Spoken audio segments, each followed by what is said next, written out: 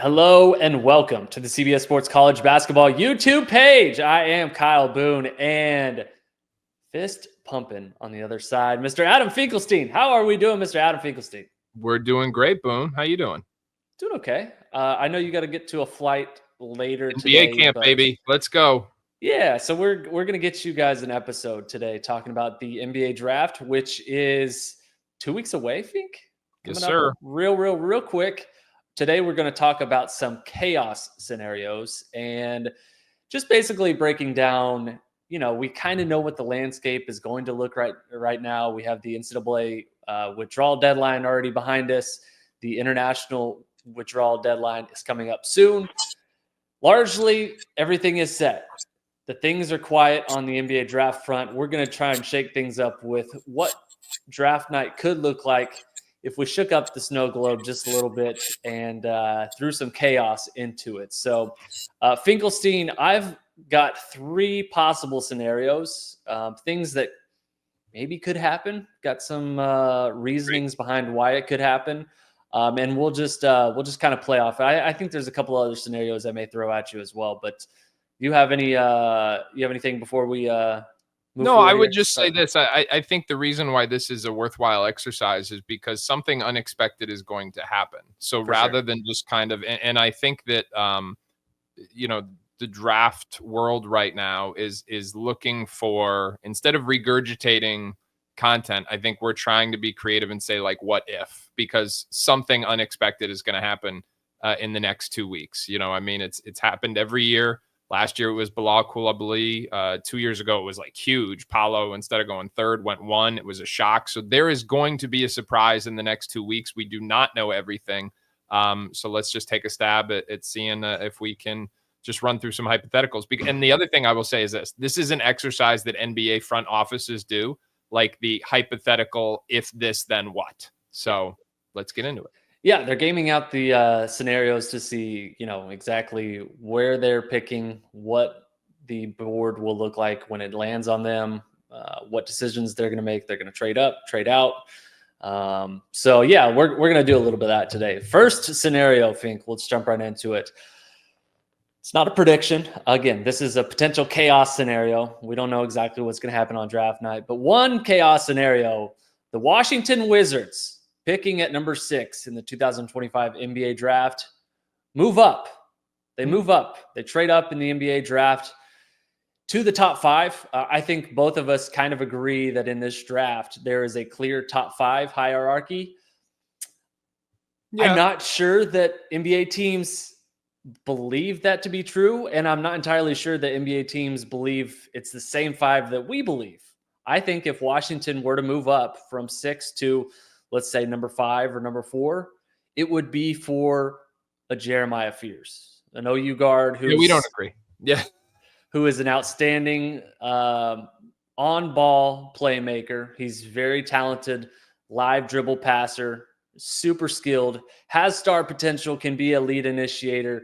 I think Washington has a lot of pieces, and Fears could end up being a top 5 pick on draft night, despite the fact that we have Cooper Flagg, Dylan Harper, Ace Bailey, Trey Johnson, and who is our 5th here? VJ Edgecombe, who I think most people believe are the top 5 prospects in the NBA draft.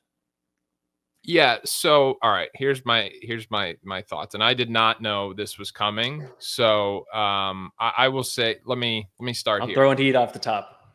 Your chaotic theory implies that you think Jeremiah Fears will be off the board when Washington picks at 6. Correct. That is possible. I think it's unlikely. Like, I don't see, and here's why I think it's unlikely. Yeah, let's get into this. Okay. San Antonio's not taking him at 2. They're taking Harper. And even if they move the pick, somebody's taking Harper. The Sixers aren't taking him because they need a win now player, and Fears isn't doing that. The Hornets, I don't see how he fits with Ball. Because they both really need the ball in their hands, no pun intended. And Utah, like, okay, maybe. Like, we don't know how Austin Ainge feels about Jeremiah Fears, so that's the wild card there, because Austin Ainge is going to run this draft room. But they did just take Collier, so maybe maybe Austin doesn't like Collier that much. He's ready to move off from him because I don't think those guys. Well, I don't think there's any way those guys fit together. So I think he is still going to be on the board, which is why this is great chaos because I think it's improbable. Interesting. So you think if they move up, you think Fears is their guy, and if they get wind that he might not be there at 6, that they will try and move up to get him. Correct. And I will add this. I also am not super convinced that 3 with the 76ers, 4 with the Charlotte Hornets are going to stay put. You mentioned that Philadelphia needs a win now pick. Even if you're getting a Ace Bailey there, like I'm not entirely sure he's going to dramatically improve their roster and what that outlook looks like for next season. So, and I think we both believe, like in terms of our board and our mock, he would be the pick. So, it's possible Philadelphia trades out of that pick, or Charlotte, which has actually kind of made some fairly smart moves over the last year, at least on the fringes. I think maybe that, they trade back and pick up an extra pick, or they soak in some salary and collect an extra pick. Like, I think the possibility of that happening at the top of this draft is very, very possible. So if that happens, then mocks go out the board, right? We don't know exactly if a team moves up. Let's say Toronto moves up to number 3. Well, maybe they're moving up because they like Kaman Malawach, right? Like, maybe there's a scenario where the entire top of this board is completely shaken up by the time we even get to number 5, where, Washington would have to make a decision about maybe moving up to get a Fears. That's I think possible. Interesting. All right. Chaos. Let me go with, that would be chaos. I'll go with this. And this is something we alluded to last week when we were doing the best fit episode. I think it's entirely possible that there will be a market for teams who want to move up, because I think there are teams up at the top of the draft who would be interested in moving down, or who could theoretically be interested in moving down. And Philadelphia, to me, is the team that this makes most sense for. When you look, they are in win now mode. And more importantly, their management is in win now mode because they're trying to save their job, more or less. Daryl Morey and his front office, and this isn't me being critical of them. I think they're entirely brilliant people. But they need to win next year. They've gone all in. Embiid hasn't been able to stay healthy. There's the short-term returns in the Paul George trade look iffy. That's fortunately being unable to retain James Harden people don't even talk about that anymore because Tyrese Maxey has taken off. But had Maxey not taken off, that would have been a loss as well. So I think they need to win now. When you look at the players who could be best suited to serve that goal, I think Con Kneppel is the first one that comes to mind. I think that while guys like Ace Bailey and VJ Edgecombe and Trey Johnson probably certainly have higher ceilings in most of those cases, and probably in some, I think Kneppel probably has a higher floor. And I think his ability to step right in and play productive minutes is pretty high.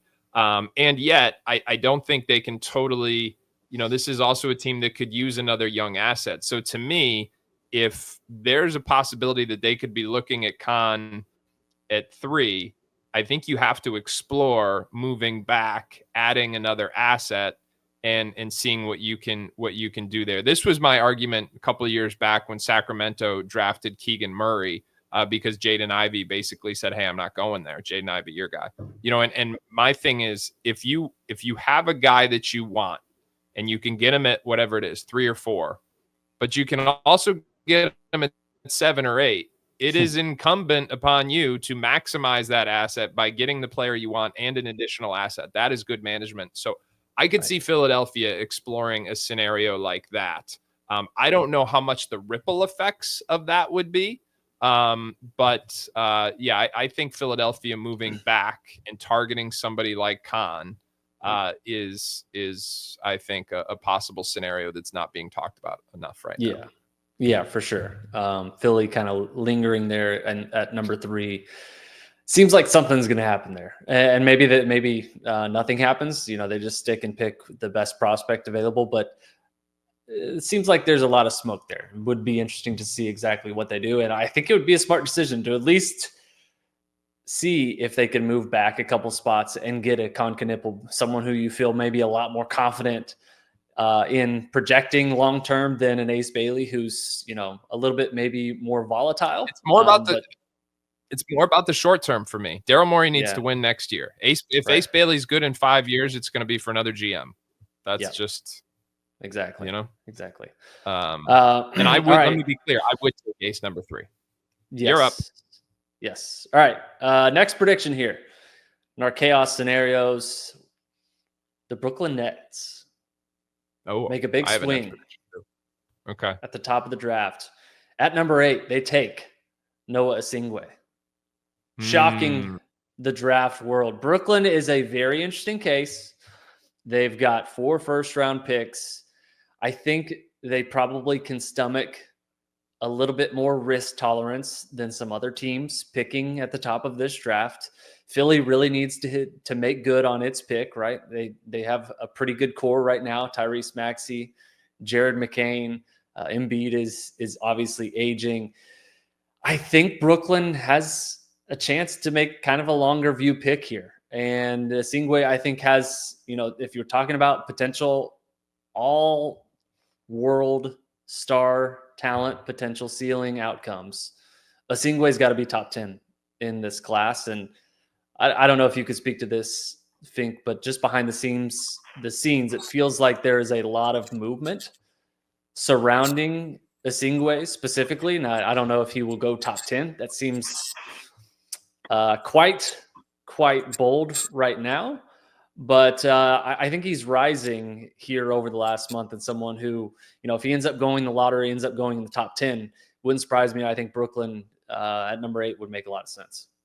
I think that's possible. So it's interesting. I have 2 associated chaos theories to go off of this. So I'm going to start with Asingwe, and I think the draft media collectively is underselling the French kids right now.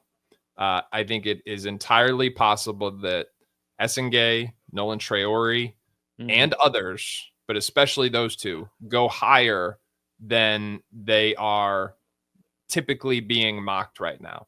Yeah. To your point about, and this is consistent with what you said with Asingwe being a possibility for Brooklyn at 8. He's one of the youngest players in the draft. He's one of the most athletic players in the draft. He's got not only exceptional leaping ability, he's got mobility. He covers the court extremely well. He's actually not as long as he looks, but he plays long. So what I mean by that is he's 6'9" with a 6'11" wingspan, but he takes these giant strides. So his functional length is very, very high.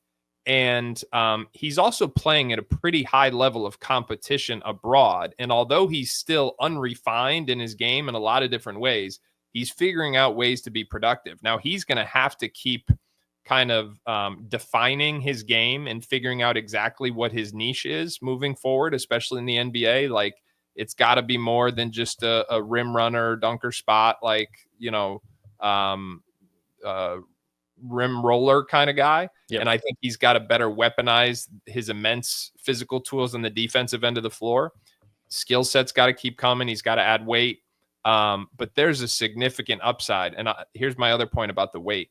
He does have to get stronger, but for a guy who's pretty light right now, he is physical. He's got a very high free throw rate. He gets to the free throw line quite a bit, and he goes to the glass as well. So I think there's a lot to be excited about. And I do think that Asingwe is one of those prospects who has a very good chance to be picked higher than most are projecting right now. And I think that is also true of Nolan Traore. Yes, it is. And Traore is a name that I think we should keep an eye on, because we've talked about on the show, projected top 5 pick coming into the draft cycle this past year. Kind of struggled to start the season, but he has just been on the consistent ascent here over the last couple months. And I think he's a guy too who, right now he's not projected to go inside the top 10, but if he goes in the top 10 on draft night, would you be surprised? I wouldn't be terribly surprised. No, so this was kind of my next, chaotic theory, and I want to give credit where credit is due, because J. Kyle Mann from The Ringer put out a tweet yesterday, and I commented on it. I was on his show last month. Really smart guy. And it said something to the extent of how different are Jeremiah Fears and Nolan Traore? And I think that is a question that some NBA executives are asking themselves more than draft media is portraying. And Jeremiah Fears is a polarizing prospect, and so is Nolan Traore. Mm-hmm. And so that means that some people are going to be a little lower. Some people are really significantly lower on both of those guys than others, and some guys are significantly higher. So there are people, there are executives, there are scouts who are higher on Traore than they are on Fears. And I will tell you this, a year ago, 9 months ago, 6 months ago, it would have been blasphemy to say that Fears was a better prospect than Nolan Traore. Now it's flipped. Yeah. So I'm just really interested to see if Fears ends up being that much better, and if there's any teams on draft night that weigh Traore potentially higher. If Fears slips, if he gets out of, there's a chance, to your point, somebody could take a big swing on Fears. But if somebody doesn't, I also think he's got a chance to slip a little bit. It's going to be interesting. And I think the gains that Nolan Traore has made late in the season were really impressive, because he's got size, he's got playmaking juice. It's a similar archetype to Fears, but the shot looks a lot better, and it's been going in more. And to me, that's relevant. So that was my other, because that would throw the draft. I mean, you're talking about somebody trading up to the top 5 to get Fears. And I'm saying, what if this guy Traore, who we've all got like mock 19, what if he goes before him? That would turn all these mock drafts on their head. And I don't think it's impossible. Unlikely, sure, but I don't think it's impossible. Unlikely, probably, but the chances that Traore just has a better career than Fears, I think that's more likely than not. I don't know about you. Obviously Fears is an exciting prospect, and the best possible outcome for him is wow, this guy's just a star, a foundational type prospect. Whereas Traore, I feel pretty good about him being a productive NBA career.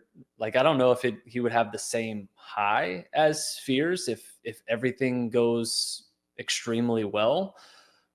But yeah, Fears is obviously a very polarizing prospect. He's one of the biggest boomer bust players in this class for me.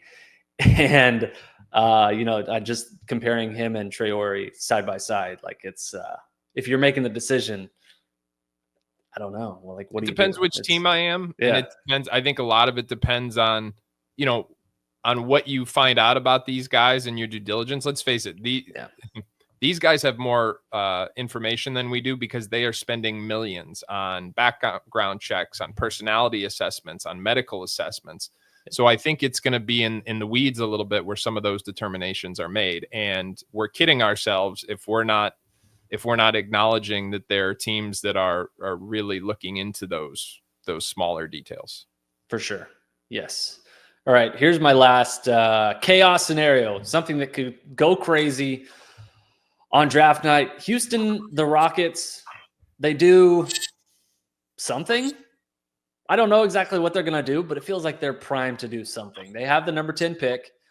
They've got a number of very young, exciting prospects who I think a lot of teams would be very excited about taking a chance on, like Tari Eason, who's not necessarily a mainstay in that rotation. Cam Whitmore, very exciting guy who slipped on draft night a couple years ago, but very talented. I think is due for kind of a bigger role, and maybe a change of scenery would do him well. The pick and the players, Jabari Smith, the top 5 pick from it's 3 years ago now. They have a lot of guys who are very talented. And, I think this team is like in a position where they're ready to kind of take the next step with where they're at. And, I think the young players they have, the premium pick that they have, they could end up maneuvering in some way to, complement the core that they have right now around Şengün, around Amin Thompson. What do they do with Jalen Green? All these different interesting players who I bet a lot of teams are just kind of taking an eye on, keeping their ears to the floor to see exactly what the Rockets want to do, because that situation, just given the number of players that they have that are like really, really good and I think could thrive in different scenarios, different situations. I bet there's a lot of teams right now that are kind of waiting for the dominoes to fall there in Houston. Something I think could happen with the Rockets. So I think that would take one of two forms, right? The first and most obvious one would be some type of consolidation trade. While you have incredible depth of young assets, if you are not convinced that any of those guys is your alpha of the future, and this is the time that you want to make your move, then maybe we see them put a couple of those guys together and try and go get, they're one of the teams that I think could make an enticing package for Giannis. I think KD's probably too old. The timelines don't align at this point, but could they make an offer for Jaylen Brown? The Celtics are a team that has to, really figure out their cap situation this year. So there's also an awesome article on CBS Sports. Sam Quinn did the 100 players who could get traded, and I think one of those tiers was current stars. So Houston is a team that has the assets to acquire a star. There's no question about that.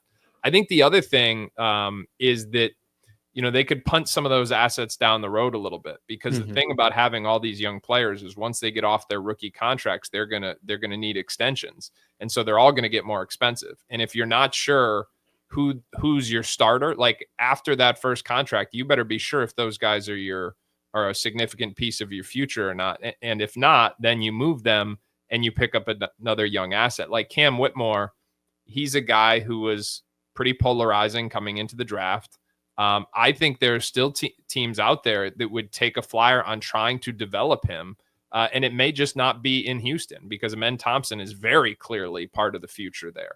Yeah. Like I said, Jabari Smith could be another one. If there's another team that says like, hey, we think he's going to fit better here, we think we can develop him. So those are all, I think that's a possibility too. They take some of those young assets. If they opt against a consolidation trade, they take some of those assets and they take some of those young players and try and flip it into future draft capital. So they just punt their assets down the road a little bit while they continue to improve from within, which is been what's happened in the last couple of seasons. I like that one. Yeah. All right. I have a similar one, and it's going to be about a team that you already mentioned. What if Brooklyn, who has their 4 first-round picks, what if they say, hey, we don't really love any of these. Let's package some of these together and see if we can move up. What is enticing to me about Brooklyn is they have 2 things. They have a proven history of player development. Before they acquired KD and James Harden and Kyrie Irving, their rebuilding process got accelerated. Remember, when Sean Marks took over that program, they didn't have a whole lot of draft capital. And the way they got back to relevance quicker than anybody expected was through their internal player development program. And then all of a sudden, these guys who weren't perceived as major assets started to have more value, and they were able to get this thing going and getting some momentum.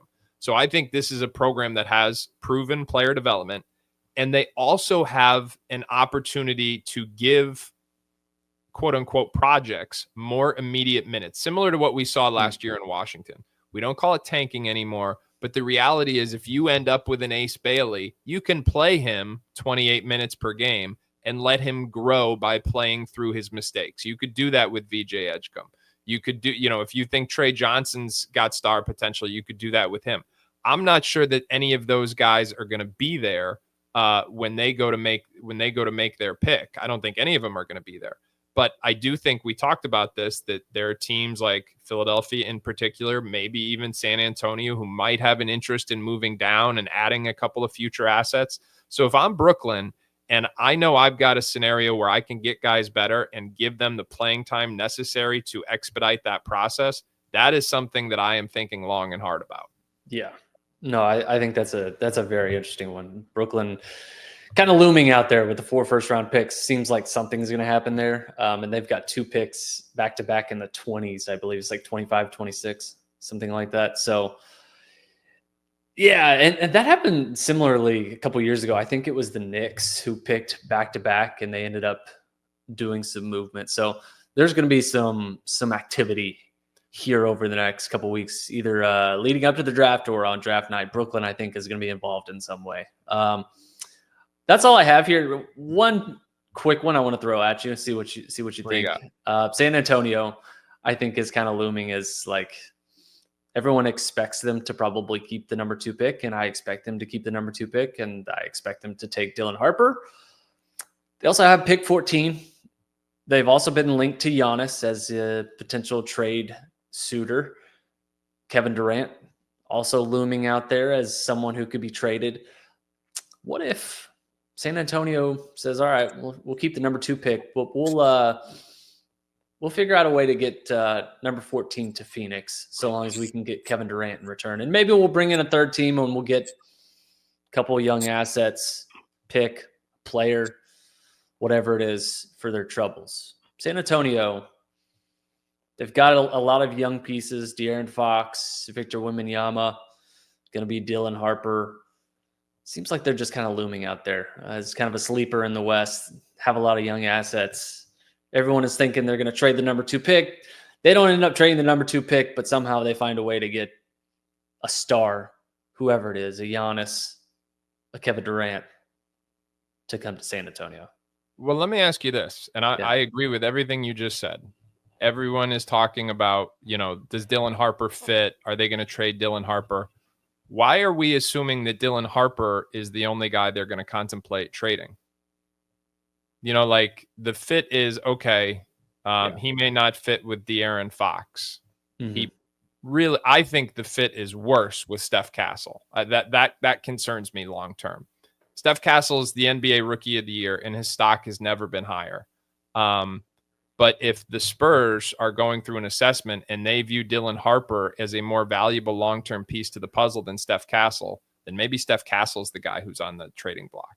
And we haven't heard much about that, which is what makes me think that there may be more validity to it. Because anytime you hear something out in the public like Giannis is not on the board anymore, to me that means like, oh no, he's, that's just supply and demand. Like if you're saying Giannis is on the board, you're not getting very good offers, and you take him back off the board and you see it. So I think Castle being on the market is, something that they are probably, if someone calls and says, what does it take for Castle? I don't know that he's untouchable.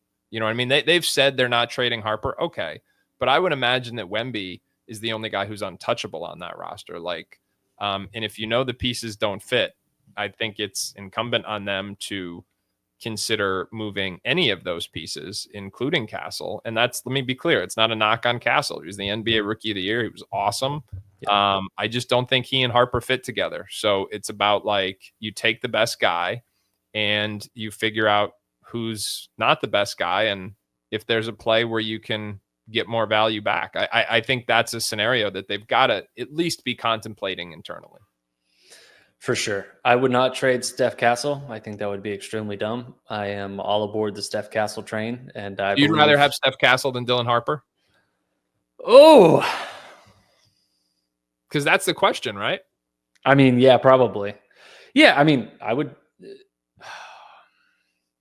I don't want to make this decision. I don't envy the Spurs brass. In a vacuum, I probably would prefer Dylan Harper to Stephon Castle. Yeah.